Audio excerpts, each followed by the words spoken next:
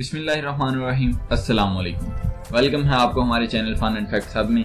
मैं हूं ज़ील शहजाद और आज हम बात करेंगे अरतुगरुल एपिसोड 5 के बारे में। वो दोगलो गुरदारों से मिलने उसके खेमे में जाता है तो वहाँ सुलेमान शाह भी आ जाता है और गुरदारों से पूछता है कि उसके आने से पहले हमारी रवायात के बारे में क्या कह रहे थे। वो दोगलो से पूछता है तो कहता है कि मेरा ख्याल है सुल्तान का किया गया हर फैसला हक पे होता है।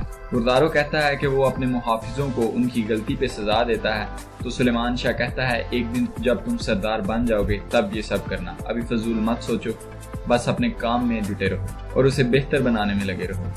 गुरदारो पूछता है कौन सा काम। सुलेमान शाह कहता है तुम ताजरों से फरोख्त का सामान इकट्ठा करोगे और 3 दिन बाद काफिला लेके जाओगे।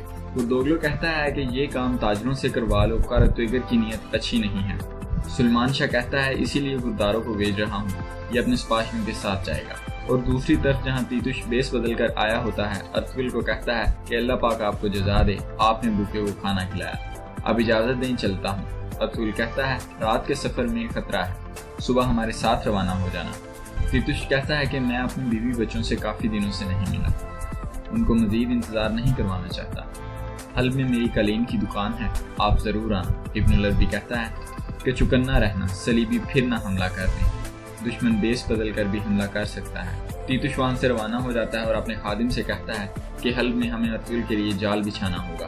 कबीले में हलीमा काफिले के साथ भेजे जाने वाले पर्दों का रंग ठीक करने में मसरूफ होती है, जो कि शहनाज से फीके रंग के बनते हैं। हलीमा तमाम पर्दों को गोबर के पानी से निकालती है ताकि पर्दों का कपड़ा मोटा हो जाए और उन पर रंग तेज चढ़ जाए। शाहीना हलीमा से कहती है अगर हम कामयाब ना हुए तो हमारा मजाक बनेगा। शहनाज भी आ जाती है और कहती है कि ये क्या बेवकूफ़ी है। शाहीना बताती है कि हलीमा ने हाइमा खाला से इजाज़त ली है। इतने ही में वहाँ रोशनी आती है और हलीमा के सामने कह देती है कि वो अरतुगरुल का इंतज़ार कर रही है। अरतुगरुल अपने साथियों और इब्नुल अरबी के साथ हल्ब पहुँच जाता है।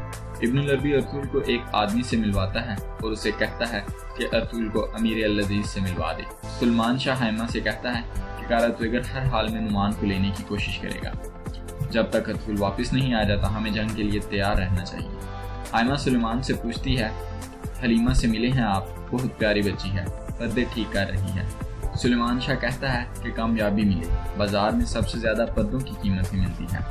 हाइमा सुलेमान शाह से कहती है कि हल पहुँचते ही वो अरतुगरुल और रोशनी का निकाह कर देंगे, शायद शहनाज भी उनकी फरमाबरदार हो जाए अपनी बहन को यहाँ देख के। रोशनी शहनाज के पास जाके कहती है कि उसने बेइज्जती करवा दी, सबके सामने बोल दिया कि मैं अरतुगरुल का इंतज़ार कर रही हूँ। शहनाज कहती है कि उससे बर्दाश्त नहीं होता कि उनके बाप का कातिल उनका सरदार है और सरदारी सिर्फ हम दोनों बहनों का हक है और सरदारों की बीवियाँ भी हम ही बनेंगी। अरतुगरुल महल में अमीर अल अजीज से मिलने जाता है। वहाँ अमीर अजीज का वजीर मिलता है, उसे बताता है कि वो कई कबीले से पैगाम लेके आया है, उन्हें सरजमीन चाहिए, उसके बदले में वो उन्हें 2000 जंगजू देंगे। वजीर कहता है 2000 से बहुत ज्यादा सिपाही किले में हैं सिर्फ, और अरतुगरुल को जाने का कहता है।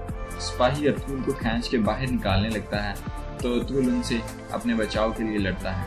इतने में वहाँ अमीर अल अजीज पहुँच जाता है और वो ये सब देखकर बहुत हैरान होता है और अरतुगरुल को दावत पे बुलाता है। अरतुगरुल और उसके साथी नहाने के लिए जाते हैं तो पीछे से उनके हथियार गायब हो जाते हैं और दोगलो का अरतुगर के पास जाता है और कहता है सुल्तान अलाउद्दीन को तुम्हारे काले करतूत नहीं पता, मगर मैं हर बात जानता हूँ।